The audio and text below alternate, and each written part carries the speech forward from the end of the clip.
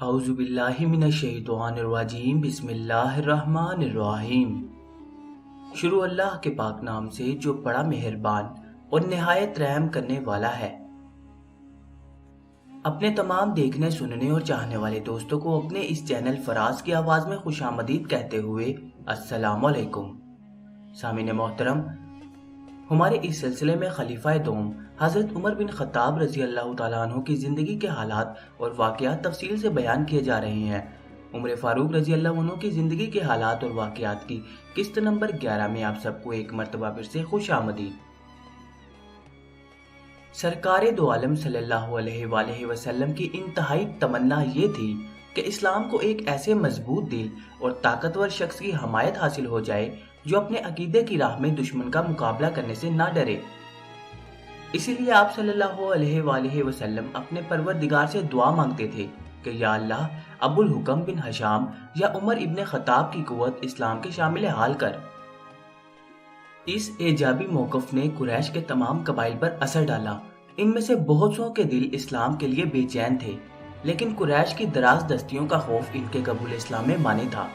ان تشنگان بادئ حقیقت نے جب دیکھا کہ حضرت عمر رضی اللہ تعالیٰ عنہ اسلام لے آئے ہیں اور انہوں نے اپنی طاقت و جرت کے بل پر قریش کو اتنا مرعوب کر دیا ہے کہ بغیر کسی مزاحمت کے مسلمانوں کے ساتھ کعبے میں نماز پڑھی ہے، تو وہ سب کے سب یہ سمجھ کر کہ قریش کا دستے تادی اب ان تک نہیں پہنچ سکتا، اللہ کے دین میں داخل ہو گئے۔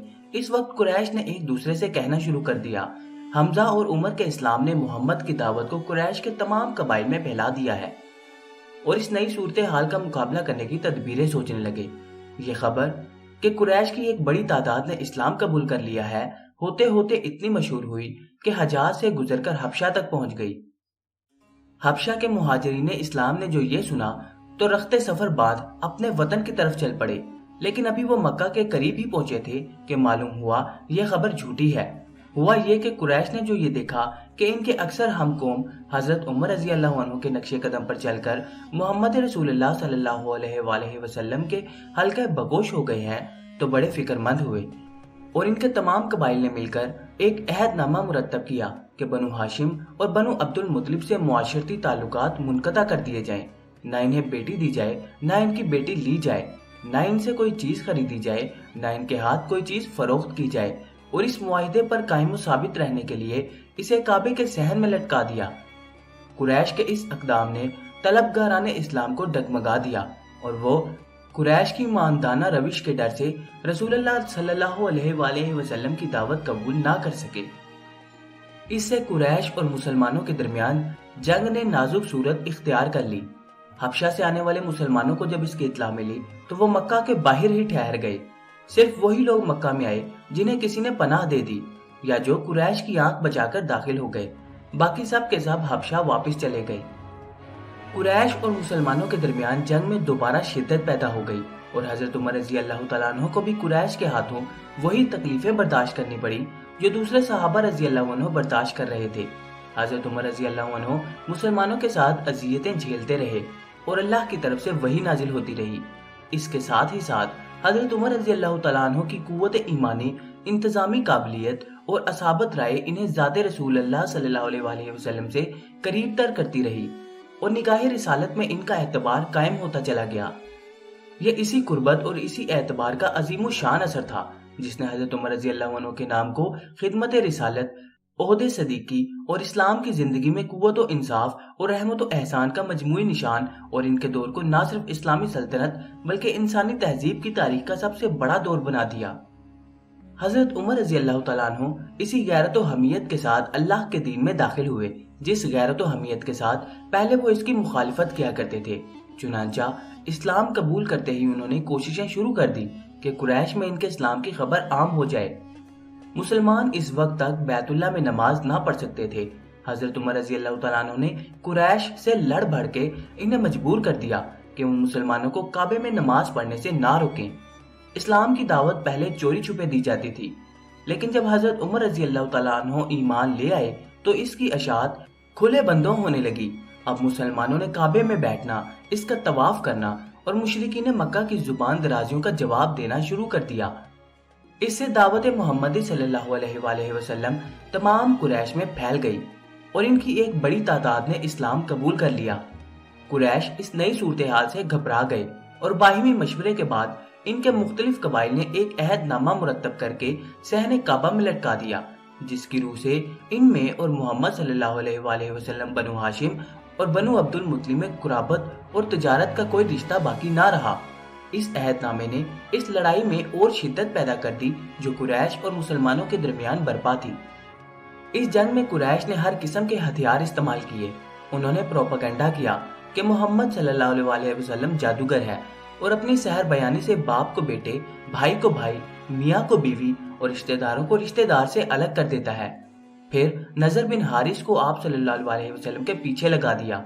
وہ سائے کی طرح ساتھ رہتا، جس مجلس میں آپ صلی اللہ علیہ وآلہ وسلم تشریف لے جاتے پہنچ جاتا اور قریش کو اہل فارس اور ان کے پارینہ مذہب کی باتیں سنا کر کہتا، خدا کی قسم محمد مجھ سے زیادہ خوش گفتار نہیں ہے، اس کی باتیں تو پارینہ داستانیں ہیں جو اس کی طرح میں بھی بیان کر سکتا ہوں۔ پھر قریش نے یہ مشورہ کر دیا کہ جبر جو کچھ محمد کو سکھاتا پڑھاتا ہے وہی محمد آ کر ہمارے سامنے دہرا دیتا ہے۔ جبر ایک نصرانی غلام تھا اور رسول اللہ صلی اللہ علیہ وآلہ وسلم اکثر اوقات مردے کی ایک دکان میں اس کے پاس جا کر بیٹھا کرتے تھے۔ اس کے بعد قریش نے حضرت صلی اللہ علیہ وآلہ وسلم اور آپ کے صحابہ پر شدت کے ساتھ ظلم کرنا شروع کر دیا۔ رسول اللہ صلی اللہ علیہ وآلہ وسلم جدھر سے گزرتے ابو لہب کی بیوی ام جمیل آپ کے رستے میں کانٹے بچھا دیتی اور امیہ بن خلف جہاں کہیں آپ کو دیکھتا فکرے کستا اور مذاق اڑاتا اور کمزور مسلمانوں کو جبر و جور کے مختلف طریقوں سے مبتلا آزمائش کرنا تو گویا مکہ میں روزانہ کا معمول ہو گیا تھا۔ رسول اللہ صلی اللہ علیہ وآلہ وسلم اور وہ صحابہ جنہوں نے حبشہ کی طرف ہجرت نہیں کی تھی بلکہ آپ صلی اللہ علیہ وآلہ وسلم کے ساتھ مکہ ہی میں مقیم تھے، قریش کے مظالم کا بڑے صبر و تحمل کے ساتھ سامنا کر رہے تھے۔ جب ایذا رسالیوں کی انتہا ہو گئی اور قریش نے ان سے قطع معاشرت کر لی تو خدا کے ان مظلوم بندوں نے مکہ کے باہر ایک گھاٹی میں پناہ لی اور محرومی و بے چارگی کی زندگی بسر کرنے لگے۔ مکہ کا کوئی آدمی ان پر ترس کھا کے جو تھوڑا بہت لے آتا وہی کھا پی لیتے، اور اگر یہ سلسلہ بھی نہ ہوتا تو بھوک یقیناً انہیں زندہ نہ چھوڑتی۔ مسلمان اس گھاٹی میں مسلسل 3 برسوں تک رہے، صرف حرمت کے مہینوں میں باہر آتے۔ رسول اللہ صلی اللہ علیہ وسلم اس دوران میں عرب کے مختلف قبائل کو اسلام کی دعوت دیتے، اور ان میں سے کچھ لوگ جب یہ دیکھتے کہ آپ صلی اللہ علیہ وسلم اور آپ کے صحابہ اس حق پر ایمان کی راہ میں جو اللہ نے آپ پر نازل کیا ہے ہر مصیبت اور ہر تکلیف بڑے صبر و استقلال کے ساتھ برداشت کر رہے ہیں، تو آپ صلی اللہ علیہ وسلم پر ایمان لے آتے۔ حشام بن عمرو رضی اللہ عنہ اور زہیر بن ابی امیہ اس ظالمانہ معاہدے سے بہت تنگ دل تھے، جس کی بنا پر قریش نے محمد صلی اللہ علیہ وسلم کا مقاطعہ کر رکھا تھا۔ کچھ اور لوگوں کو اپنے ساتھ ملا کر انہوں نے یہ معاہدہ کعبے کی دیوار سے نوچ پھینکا۔ قریش نے بھی ان کے اس فعل پر ناراضگی یا غصے کا اظہار نہیں کیا۔ اس طرح رسول اللہ صلی اللہ علیہ وسلم اپنے صحابہ سمیت گھاٹی سے آ گئے اور مکہ اور ان قبائل میں جو حرمت کے مہینوں میں مکہ آتے تھے پھر اپنی دعوت و تبلیغ کا کام شروع کر دیا۔ جتنی جتنی دعوت اللہ بڑھتی اور پھیلتی جاتی تھی، رسول اللہ صلی اللہ علیہ وسلم کے خلاف قریش کی جنگ میں شدت اور سنگ دلی کا اضافہ ہوتا جاتا تھا۔ اس دوران میں رسول اللہ صلی اللہ علیہ وسلم کے چچا ابو طالب اور آپ کی زوجہ محترمہ حضرت خدیجہ رضی اللہ عنہ کا انتقال ہو گیا۔ اس سے قریش کے حوصلے بڑھ گئے اور ان کی ایذا رسانیوں میں اور شدت پیدا ہو گئی۔ آپ نے طائف کے قبیلے بنی ثقیف سے مدد لینی چاہیے، لیکن اس نے کورا جواب دے دیا۔ حج کے موسموں میں آپ صلی اللہ علیہ وسلم مختلف قبیلوں میں تشریف لے جاتے اور ان کے سامنے اسلام پیش کرتے رہے، لیکن ان میں سے بھی کسی نے آپ کی نہ سنی۔ اس کے بعد معراج کا واقعہ پیش آیا اور خود مسلمانوں کی ایک جماعت اسلام سے کٹ گئی۔ جو لوگ اپنے دین پر قائم رہے انہیں قریش نے اتنا ستایا کہ عاجز کر دیا، لیکن اس کے باوجود رسول اللہ صلی اللہ علیہ وسلم کی دعوت کئی برس تک مسلسل جاری رہی، جس کا اثر یہ ہوا کہ بہت سے لوگ اسلام اور اس حق کے متعلق سوچنے لگے جو اسلام کی تہوں میں لپٹا ہوا تھا۔ سب سے زیادہ متاثر اہل یثرب تھے، چنانچہ ان کی ایک جماعت نے اسلام قبول کر لیا، اور یہ وہ جماعت تھی جس نے عقبہ کی پہلی بیعت میں حصہ لیا تھا۔ ان لوگوں کا قبول اسلام سب سے پہلا سبب تھا جس نے رسول اللہ صلی اللہ علیہ وسلم کو مدینے کی ہجرت کے متعلق غور و فکر کا موقع بہم پہنچایا۔ دوسرے سال मदीने से 75 मुसलमान आए, 73 मर्द और 2 औरतें, और ये वो लोग हैं जो अकबा की दूसरी या बड़ी बैत में शामिल थे। ये बैत इसलिए की गई कि मदीने के मुसलमान रसूलुल्लाह सल्लल्लाहु अलैहि वसल्लम की भी इसी तरह हिमायत और हिफाजत करेंगे जिस तरह वो अपनी औरतों और बच्चों की हिमायत और हिफाजत करते हैं। इस बैत के बाद रसूलुल्लाह सल्लल्लाहु अलैहि वसल्लम ने सहाबा को हुक्म दिया कि वो मदीने में अंसार के पास चले जाएं, लेकिन एक एक दो दो करके मक्का से निकलें ताकि कुरैश मुश्तइल ना हो। यह मदीने की हिजरत का नुक्ता आगाज था। इस्लाम मक्के से मदीने में मुंतकिल होना शुरू हुआ और वहां से जजीरा नुमाए अरब के गोशे गोशे में फैल गया। ये दौर जो हजरत उमर रजी अल्लाह अन्हु के कबूल इस्लाम से शुरू होकर मदीने की हिजरत के हुक्म पर खत्म होता है, अल्लाह के रसूल सल्लल्लाहु अलैहि वसल्लम और इसके दीन के लिए बिलाशुबा इंतहाई नाजुक दौर था। अब देखना ये है कि हजरत उमर रजी अल्लाह तआला अन्हु बिन खत्ताब ने इस दौर में भी इसी खलूस, इसी कुव्वत और इसी गैरत का मुजाहिरा किया है या नहीं, जो हमारे नजदीक इनकी शख्सियत के अज्जाए ला यनफक है। सीरत और तारीख की किताबों में इसके मुतालिक कोई तसल्ली बख्श बात नहीं मिलती, लेकिन इसका ये मानी नहीं है कि हजरत उमर रजी अल्लाह अन्हु इन वाक़यात में जो इस वक्त रसूलुल्लाह सल्लल्लाहु अलैहि वसल्लम और आपके सहाबा पर गुजर रहे थे, अपनी शुजाअत और ताकत और कुव्वत के इजहार में कोई मनफी पहलू इख्तियार किया। यह हकीकत हर शक और हर शुबे से बालातर है कि मुसलमानों पर जो जुल्म इस वक्त ढाए जा रहे थे, इन्हें सब्र और शुक्र के साथ बर्दाश्त करने में हजरत उमर रजी अल्लाह अन्हु बहुत से सहाबा पर इम्तियाज रखते थे, और जब कभी इनके लिए मुमकिन होता था वो नबी अकरम सल्लल्लाहु अलैहि वसल्लम और अपने मुसलमान भाइयों की हिमायत और मुदाफियत में सबसे ज्यादा जुर्रत और हिम्मत का सबूत देते थे।